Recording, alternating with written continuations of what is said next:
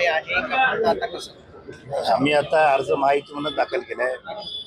राज्याचे माजी मुख्यमंत्री अशोकराव चव्हाण साहेब यांच्या नेतृत्वाखाली महायुती बँकेचं पॅनल लढवणार आहे आणि आम्ही सगळ्यांनी त्या पॅनल अंतर्गत म्हणजे माहितीच्या माध्यमातूनच आम्ही फॉर्म दाखल केलेला आहे. सर्व 23 जागांवरती हो, सर्व 23 जागांवर. चव्हाण साहेब पण निवडणुकीत असणार अशी चर्चा सुरू आहे. माझ्या माहितीप्रमाणे तर नाही, अद्याप त्यांनी फॉर्म भरलेला नाही. तुम्ही स्वतः निवडणुकीत हो, मी स्वतःही फॉर्म भरले. कुठून?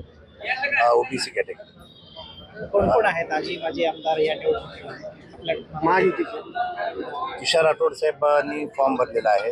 केराम साहेबांनी फॉर्म भरला माझ्या माहितीप्रमाणे.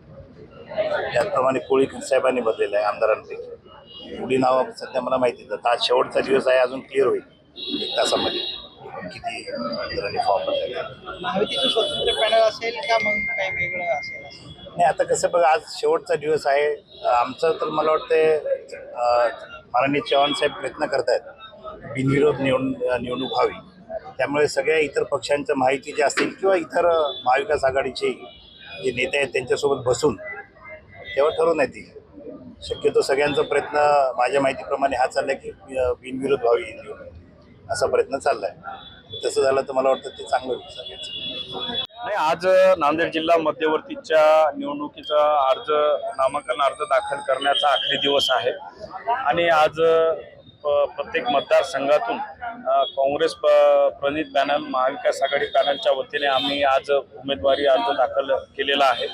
ते आज आपण नांदेड जिल्हा मध्यवर्ती बँक जी शेतकऱ्यांची जीवनदायिनी म्हणून या ठिकाणी ओळखल्या जाते.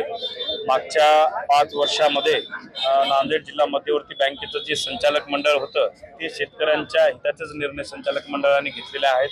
स्वर्गीय खासदार वसंतरावजी चव्हाण साहेब जिल्हा बँकेचे अध्यक्ष झाले आणि त्यांच्या कार्यकाळामध्ये महत्त्वाचा संपूर्ण शेतकऱ्यांना जे बँकेचे खातेदार आहेत त्यांना ATM वाटप करण्याचा, ATM मशीन प्रत्येक तालुक्याच्या ठिकाणी उभारण्याचा निर्णय मागच्या पंचवार्षिकमध्ये सर्व संचालक मंडळांनी या ठिकाणी घेतलेला आहे.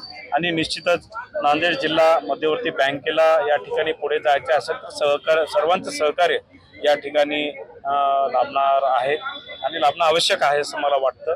आणि निश्चितच येणारी जी निवडणूक आहे ती महत्त्वाची आहे आणि निश्चितच एक चांगली निवडणूक या ठिकाणी नांदेड जिल्हा मध्यवर्ती बँकेची होईल असं मला वाटतं. या पॅनलमध्ये कुठल्या कुठल्या पक्षाचे उमेदवार असतील? तुम्ही जे काही क्रिएट केले तुमचं काही वेगळं पॅनल नाही, आज आम्ही महाविकास आघाडीच्या वतीने या ठिकाणी सर्व जागेवर नामांकन अर्ज दाखल केलेले आहेत.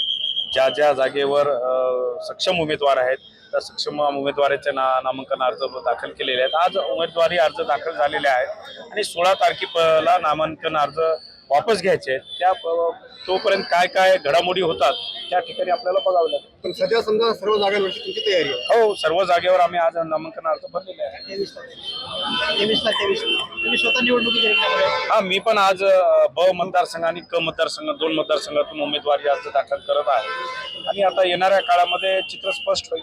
बाकी कोणी माजी आमदार वगैरे आहेत ना, म्हणजे जिल्हा बँकेचे जे विद्यमान उपाध्यक्ष आहेत हनुमंतरावजी पाटील बेटमोगरेकर साहेब, त्यांनी मुखेड सोसायटी मतदारसंघातून उमेदवारी अर्ज दाखल भरलेला आहे. मला वाटतं की जवळगावकर साहेबांचा आज कोर्टाचा काही निर्णय आहे त्याच्यावर त्यांचा नामांकन अर्ज दाखल होईल का न होईल हे त्याच्यावर डिपेंड असेल. त्यामुळे आमचंही काँग्रेसचं पॅनल या ठिकाणी भक्कम पॅनल असं या ठिकाणी मैदानात उतरेल.